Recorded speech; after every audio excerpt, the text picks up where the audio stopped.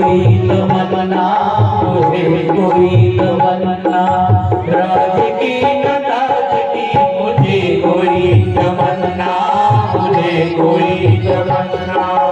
अवध में हो खुशियाँ सताए कोई गम ना, सताए कोई गम ना। अवध में हो खुशियाँ सताए कोई गम ना। तुम्ही जगह अवध को फूलों से सजा लो। 14 साल वन में क्या उम्र ही गुजार दो, उम्र ही गुजार दो।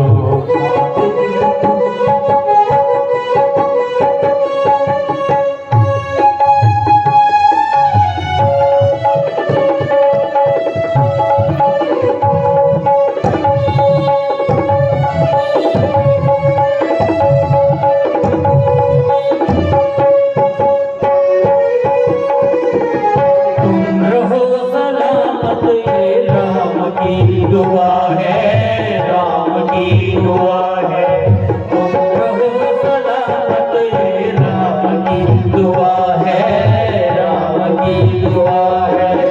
भरत करे राज मेरी यही गिरगिरा है, यही गिरगिरा है। अवध की खुशी पे सब कुछ मैं वार दूं। 14 साल वन में क्या उम्र ही गुजार दो, उम्र ही गुजार दो।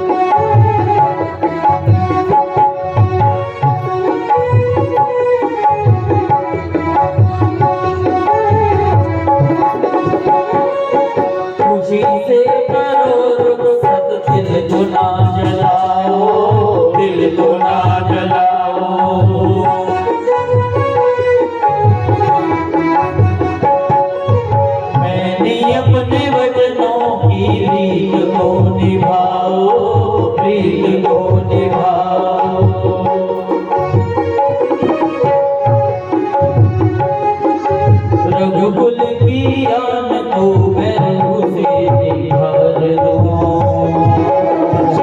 साल बन में क्या उम्र ही गुजार दो, उम्र ही गुजार दो। तेरी खुशी पे अपना सब कुछ निसार दो। 14 साल बन में क्या उम्र ही गुजार दो।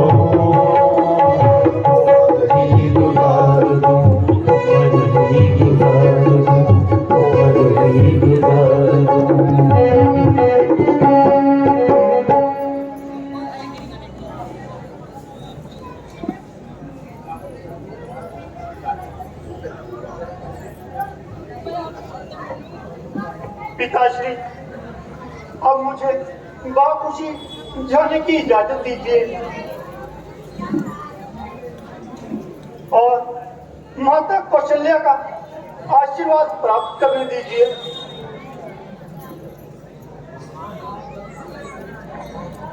अच्छा बेटा, जाओ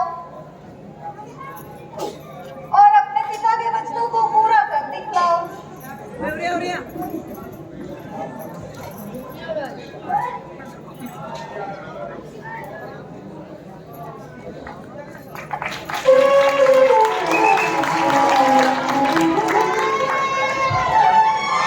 राम जी माता कौशल्या जी के कोले जा रहे ने। काके चुप कर दो यार। हेलो ओ बहुत हो गया हुण राम नूं बनवास भी हो गया हुण तां लिख जाओ। ਇਹ ਮੈਨੂੰ ਲੱਗਦਾ ਸਕੂਲ 'ਚ ਨਹੀਂ ਜਾਂਦੇ, ਨਹੀਂ ਤਾਂ ਕਿੰਨੇ ਮਾਸਟਰ ਬੈਠਾ ਜੇ ਇਹਨਾਂ ਨੂੰ ਪਤਾ ਲੱਗ ਜਾਂਦਾ ਨਾ ਜੇ ਮਾਸਟਰ ਆਏ ਹੋਏ ਆ ਇਹਨਾਂ ਨੂੰ ਬੋਲਣਾ ਨਹੀਂ ਚਾਹੀਦਾ। ਜੀ ਮਿਹਰਬਾਨੀ ਤੁਹਾਡੀ, ਸ਼ੁਕਰੀਆ ਜੀ, ਬਹੁਤ ਬਹੁਤ ਤੁਹਾਡਾ। थोड़ा मसाज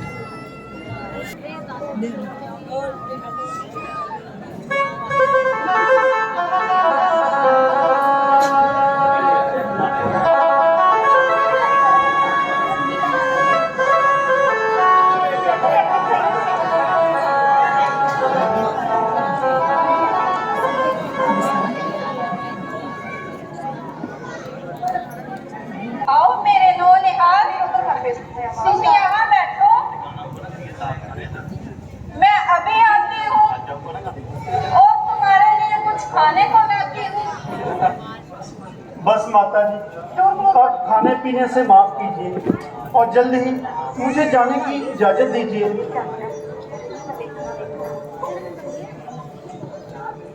ना बेटा,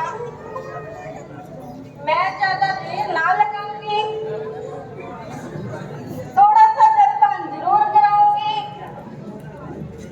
क्योंकि आज तुम्हारे नाम तिलक की मुबारक रस्म होने जा रही है और इसलिए वहाँ मेरा निराहार जाना एक तरह का शुगनी है। माता जी, राज तिलक के लिए जो हुक्म निकलना था वो तो कभी का निकल चुका। अब मुझे अयोध्या के राज्य की बजाय जंगलों का राज्य मिल गया। बेटा, ये मनहूस लफ्ज़ जुबान से क्यों निकालती हो और खामखा मेरी जान को जंजाल में डालती हो? माता जी, जो बात मैंने कही है वह बिल्कुल सत्य है। आखिर क्या ये मामला है, जरा मुझको तो बताओ, पूरा हाल तो सुनाओ। राज्य के बदले माता मुझको हो गया हुक्म फकीरी का, खड़ा मुंतजर माता मैं तो तेरे हुक्म आखिरी का। दिया भरत को राज्य पिता ने मुझे हुक्म वन जाने का, 14 वर्ष रहूं मैं वन में, हुक्म नहीं यहाँ आने का। हुक्म नहीं अब रहा मुझे इस घर का खाना खाने का, नहीं किसी का दोष ये माता बदला रंग जमाने का। राज के बदले माता मुझको हो गया हुक्म फकीरी का। बेटा, क्या तुम अच्छी तरह जानते हो कि संतान पर पिता की निस्बत माता का ज्यादा हुक्म है? निस्संदेह इसमें कोई शक नहीं है। अच्छा बेटा, तो मेरा हुक्म है कि तुम वन में ना जाओगे। परंतु माता जी, कोई वजह तो बताइए। फिर वही अगर मगर मैं आपको हुक्म देती हूँ कि आपका फर्ज है मेरे हुक्म की तामील करना। माता जी, मैंने आपकी दिली मंशा को अच्छी तरह से पहचान लिया, परंतु यह आपका उल्टा ख्याल है। वो किस तरह बेटा? वो इस तरह माता जी कि पिताजी हम दोनों के स्वामी हैं और उनके हुक्म की तामील न करना मेरे लिए सख्त बदनामी है, क्योंकि वो आपके पति और मेरे पिता हैं।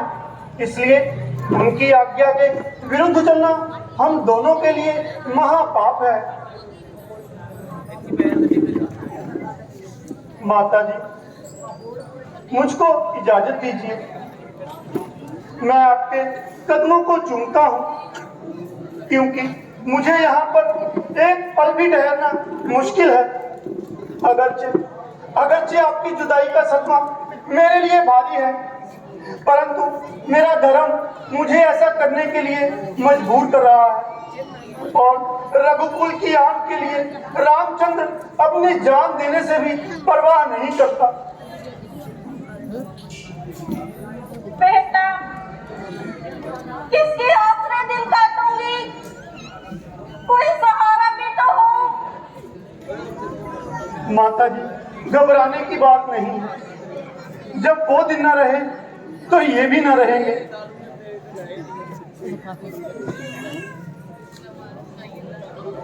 अच्छा बेटा,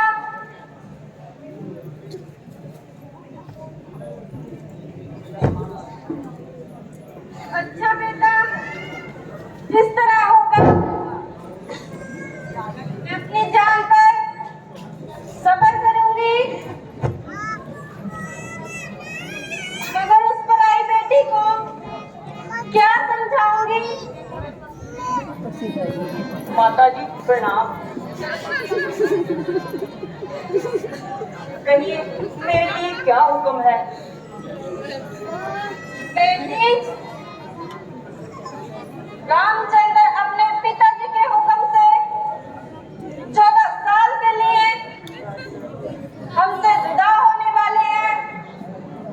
गोवा हम सबके नसीब सोने वाली है। भरत को राम मिल गया, राम को 14 साल का वनवास मिल गया। तो फिर माता जी मेरे लिए क्या हुक्म है?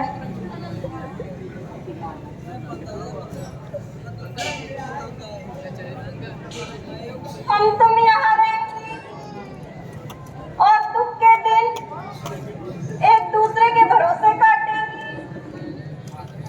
माता जी मैं भी उनके साथ जाऊंगी और मैं हर तरह का सुख में आराम पहुंचाऊंगी।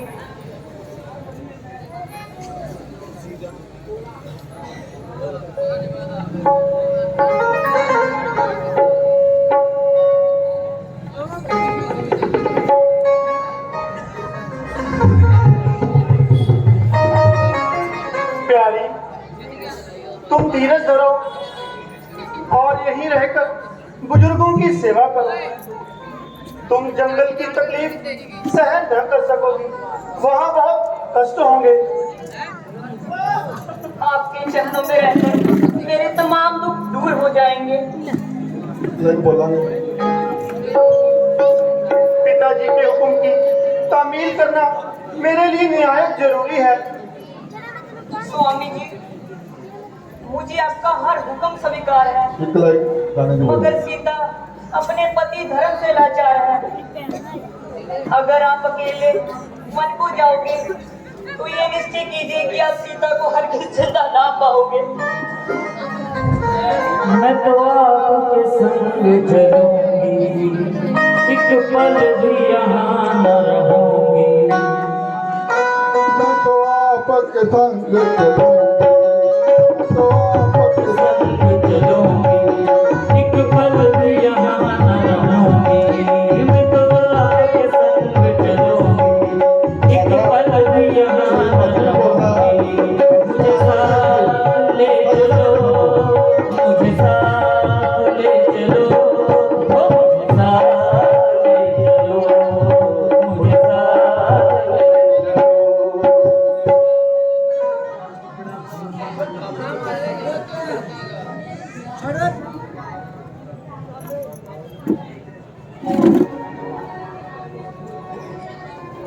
स्वामी जी मुझे आपका हुक्म स्वीकार है, मगर सीता अपने पति धर्म से लाचार है। यदि आप अकेले वन को जाओगे तो ये निश्चय कीजिए कि आप सीता को हर किस जिंदा ना पाओगे, जिंदा ना पाओगे। प्यारी, तुम वन में किस लिए जाती हो? यहाँ रहने में तुम्हें क्या तकलीफ है? स्वामी जी मुझे मेरी माता का यह हुक्म है कि जहाँ तुम्हारे पति जावे तुम उनके साथ जाना। तुम्हारा ख्याल तो वाकई लाजवाब है, परंतु तुम्हें ले जाना मेरे लिए बाइक से अजाब है। प्राणनाथ अगर ये आपको निश्चय है कि 14 साल के वनवास के बाद आप सीता को जिंदा देख पाए तो निश्चय छोड़ जाए।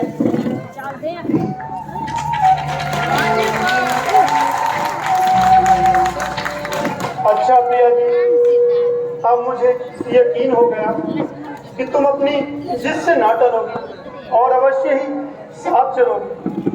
चलिए माताओं को प्रणाम कीजिए और उनसे आशीर्वाद दीजिए। माता जी, मैं आपके पाँव पड़ती हूँ और स्वामी जी के साथ वन के जाने की आज्ञा मांगती हूँ। बेटी